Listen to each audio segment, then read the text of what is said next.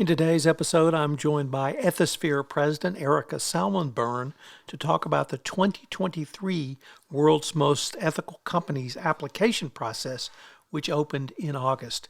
It's a great review of what you need to do to apply to become a world's most ethical company and why you should do it. It's one thing to have a great investigations process, and we've seen a lot of companies putting a lot of energy into that over the years. But what does that post-close process look like? Where does it live? How are you making sure it's actually happening? Are you sending audit out to make sure that any kind of control issues that were identified during an investigation? That was Erica Salmon Byrne, President of Ethisphere, who joins me this week to talk about the Ethisphere 2023 World's Most Ethical Company application process, which was opened last month. We talk about the application process, what's changed this year, what are the benefits for going through the application process, and why your company should consider joining this process. I know you will find it useful. The FCPA Compliance Report is a production of the Compliance Podcast Network. We're going to have a quick word from our sponsor, and we'll be right back with Susanna Hammond.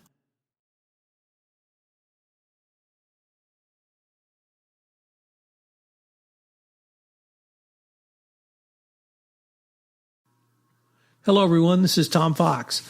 Welcome back for another episode. Today, I'm thrilled to have back with me my good friend and colleague, Erica Salmon Byrne, who is with Ethisphere. And we're here to announce, really, I can't tell you how much I enjoy these podcasts with you, but we're here to announce the 2023 World's Most Ethical Application Process. And we can say a whole lot, and we have, about the world's most ethical company, the process, the awards, the rigor Ethisphere has to go through. But I really appreciate the application process as much as anything. So I'm thrilled to be able to talk to you about that.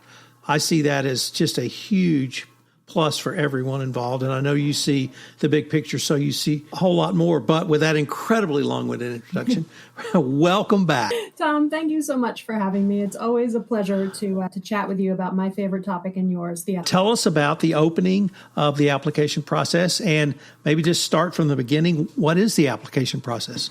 Yeah, applications are now open. We opened the process on the 18th of August, so we're all very excited about that.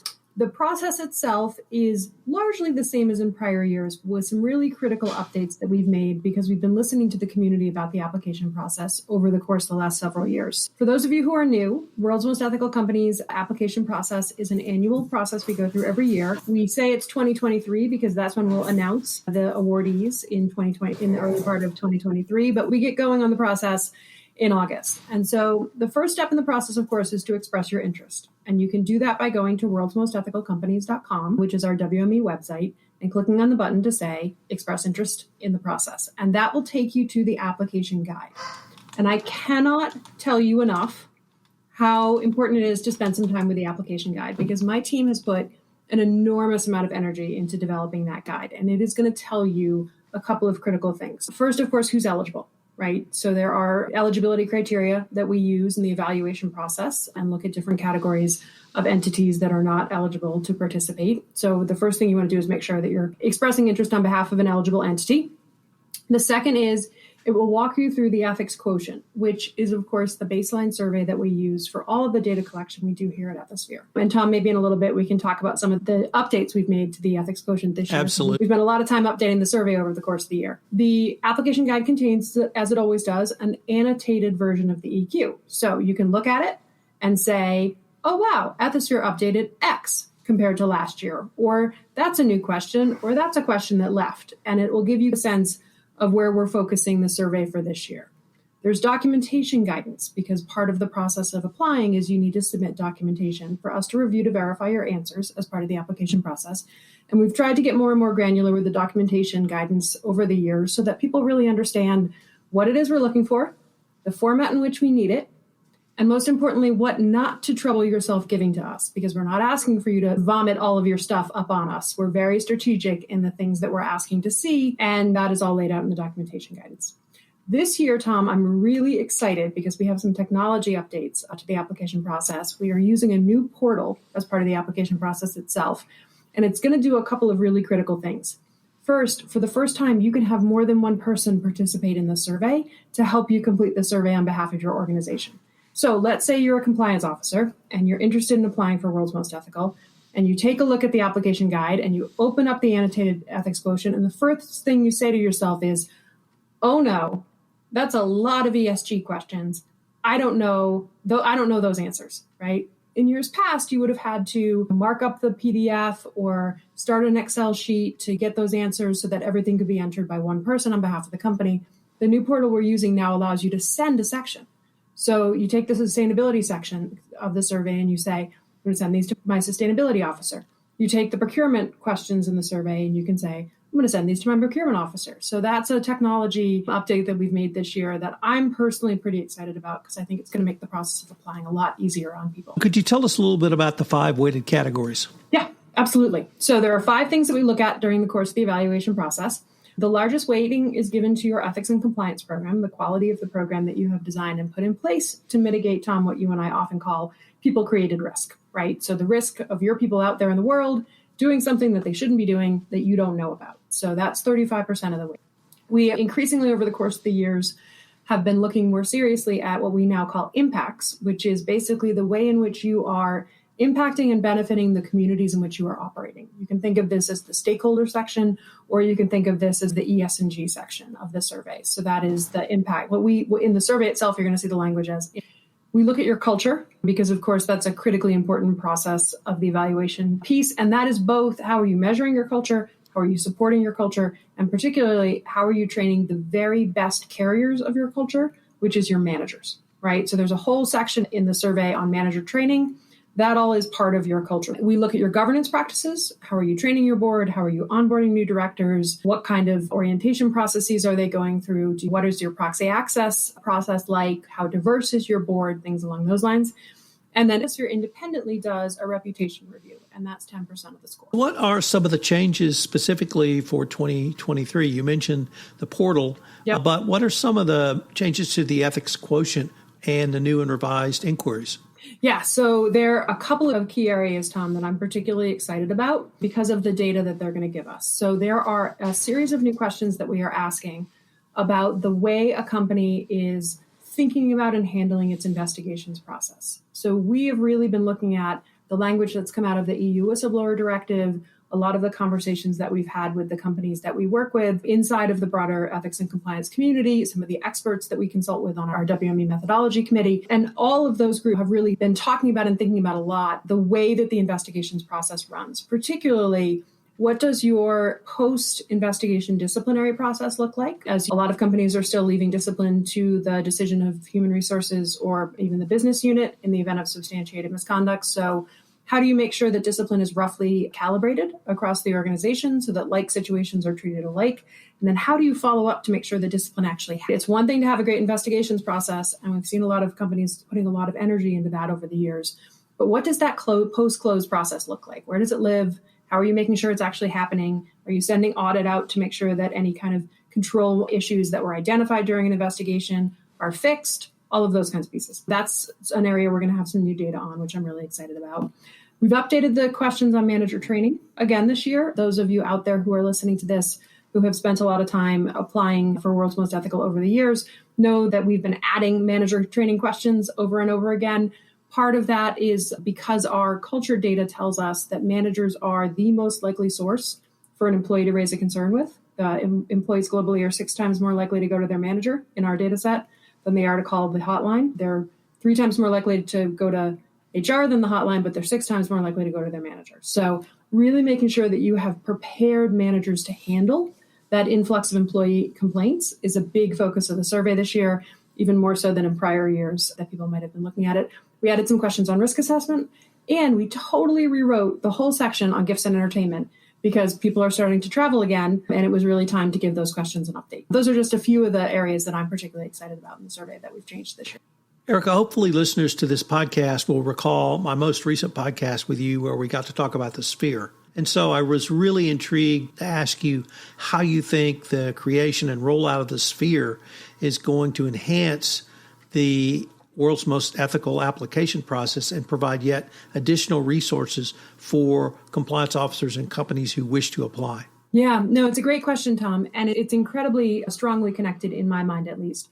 When I talk to companies over the years who have never participated in the world's most ethical companies process, the reason that I most commonly get as to why they haven't done so is one of two things. I know I'm not ready, so I'm not going to throw my hat in the ring until I feel like I'm ready. Or I looked at the survey and it's totally overwhelming.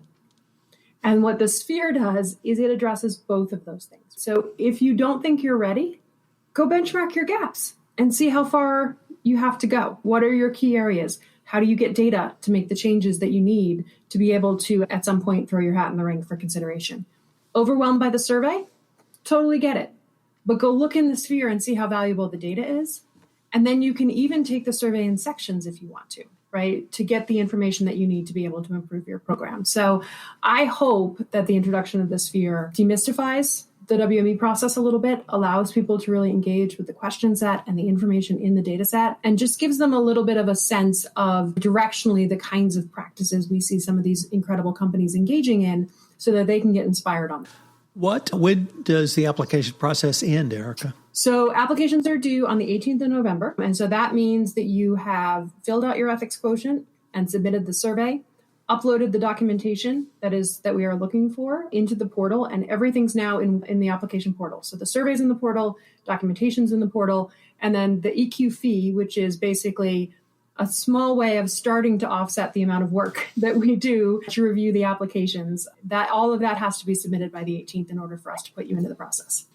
Erica, if a compliance officer wanted more information on this process or to take a look at the Sphere, what would be the best way for them to do? You can definitely go to worldsmostethicalcompanies.com and express initial interest and get that application guide if you're particularly interested in taking a look at that. You can also, of course, go to ethisphere.com. Both the Sphere and WME are on our homepage. If you wanted to get a little bit of a broader Ethisphere perspective, I will be writing and tweeting about this, and I'm at eSalmonByrne on Twitter. And at Erica Salmon Byrne on LinkedIn. We're going to be talking about the power of the process throughout the course of the fall, because I'm particularly excited by the number of companies expressing interest this year that have never expressed interest before. I love getting fresh companies into the mix because we always learn cool things from them, and then we can share that more broadly. Because at the end of the day, Tom, that's really what all this is about. We are celebrating companies that are doing it well and cross-pollinating those practices as thoroughly as we possibly can to make sure that really all of the boats are rising with the tide.